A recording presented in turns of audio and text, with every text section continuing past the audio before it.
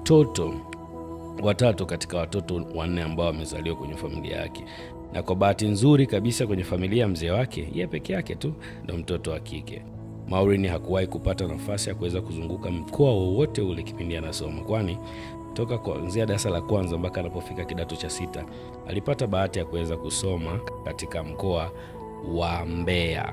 Yaani kuanzia darasa la kwanza mpaka la 7 kuendelea mpaka form 4 mpaka form 6 anapopata amepata kusoma mkoani Mbeya. Kwa hiyo inamaanisha safari yake ya kutoka mkoani Mbeya kuja mkoani Arusha kulikuwa kuna mambo mazuri sana ambayo alikuwa anategemea kuyaona, lakini ilikuwa ni sehemu moja hapo ya yeye kuweza kujifunza nini ambacho kinapatikana mkoani Arusha, ama inakuaje mtu akipata nafasi ya kuweza kuhama mkoa mwingine kwenda mkoa mwingine. Basi Maureen anasema safari yake ilikuwa nyepesi sana kwa sababu hakuweza kupata kulala. Muda wote alikuwa yuko anatazama nje, anatazama mazingira mbalimbali ya mikoa aliyokuwa anaipita kutoka Mbeya mpaka kufika mkoani Arusha. Basi bana, Maureen anasema alipofika alielekea shuleni siku ya pili yake ile ambayo amefika.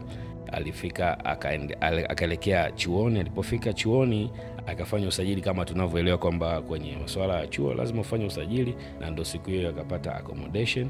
Na accommodation uzuri moja alianza kwa kupata pale chuoni. Alipata pale chuoni makazi, na makazi ambayo atakuwa anatumia kwa ajili ya kuweza kuishi kipindi yuko hapo chuoni.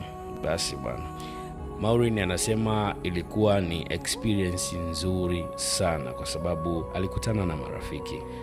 Alikutana na marafiki wa kutoka mikoa mbalimbali, lakini kubwa kabisa alikutana na Alex.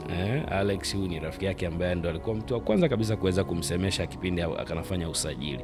Alex ni kijana ambaye amezaliwa mkoani Arusha, amekulia mkoani Arusha, lakini advance tu ndo labda alitoka mkoani Arusha akaenda kusoma shule nyingine. Anasema Maureen anasema Alex alikuwa mchangamfu sana na mtu ambaye alikuwa ni mwepesi sana kuweza kukua naye rafiki kwa muda mfupi.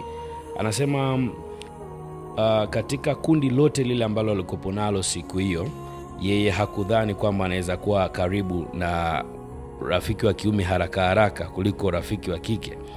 Basi ilimchukua tu vidakika vichache sana alipokuwa akiongea na Alex wakaklik na kuweza kuwa marafiki. Maureen anasema walikuwa marafiki na Alex alimuahidi kuweza kumuonesha Arusha ilivyo, lakini vile vile kuendeleza urafiki wao katika masomo na mambo mengine yote mazuri. As you already know kwamba unapofika sehemu ukipata mtu mwenyeji kidogo unapata ile relief.